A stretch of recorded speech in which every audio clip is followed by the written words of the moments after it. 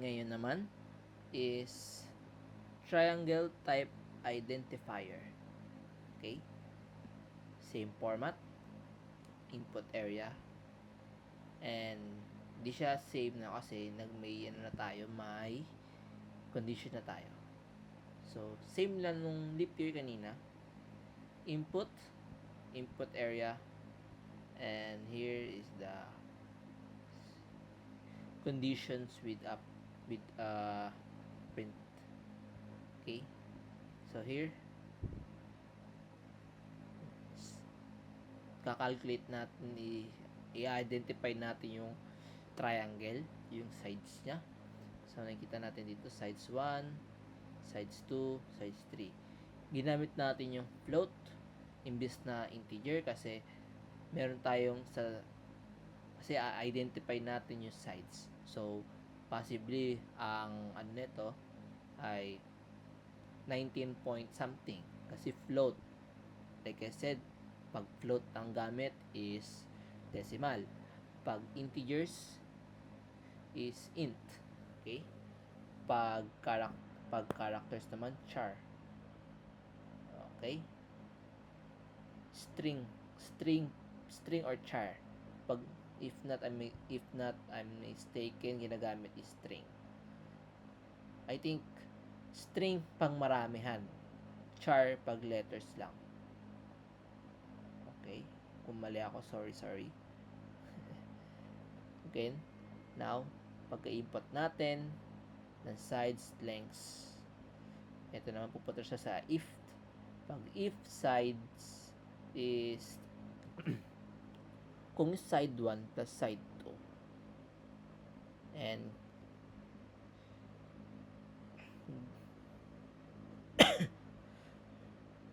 if I forgot if the less than side 3 or side 1 plus side 3 less than side 2. I think this is a less than. Yes, this is a less than. Or if side 2 plus side 3 less than equal side 1. I think the last pag pinag-plus natin yung dalawang side lang, pero less than equal ng isang side na yun, hindi siya magpiprint siya ng not a valid triangle. Else if naman, if kanina kasi nakita natin else, isa na yan, else if else, ito naman else if. I think this para siyang secondary condition, parang ganun. Pag hindi, kung sa Tagalog, kung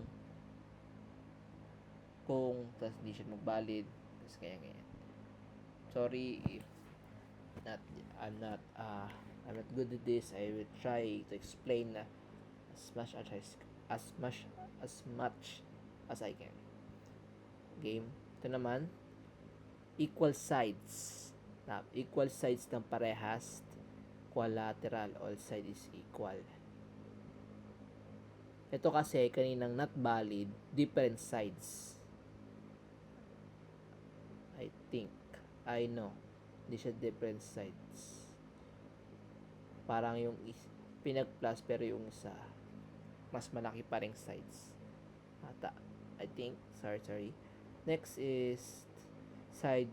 Ito naman, else if again, side, okay, or kahit alin dito kasi pag sinabing end, so ibig sabihin side 1 equals side 2 and side 2 equals side 3, meaning itong end kailangan true ito lahat, true dapat ito, this one kailangan true ito para maging ma-print to. Meaning, kailangan nitong side 1, itong side 1 plus side 2, and side 2 equals lahat.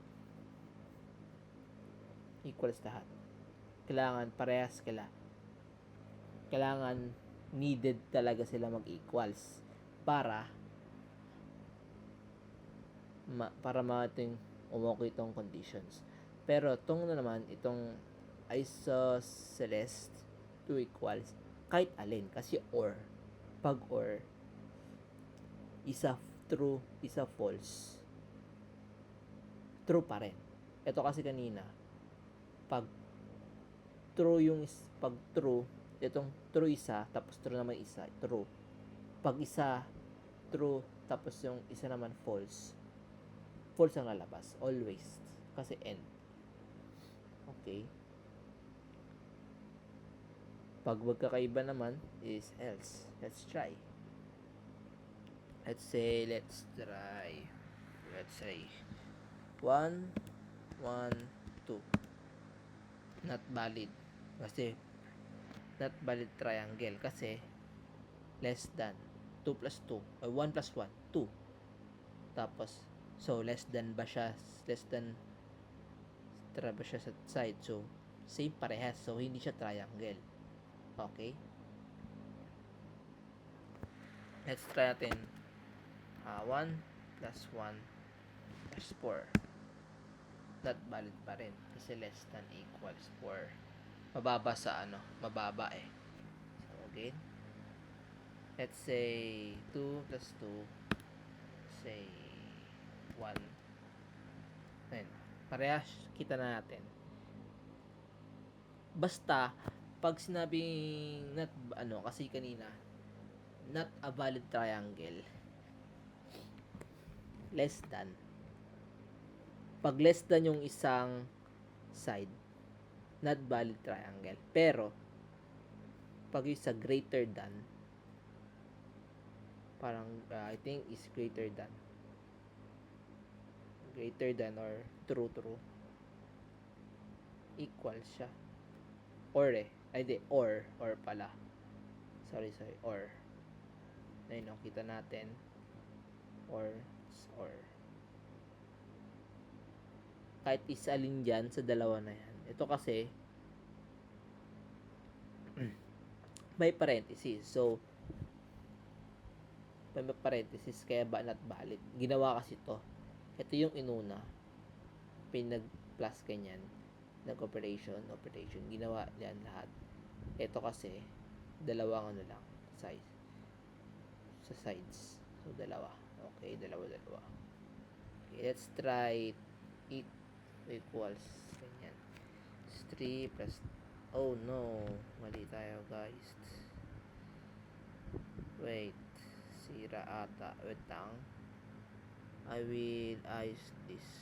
Just a moment.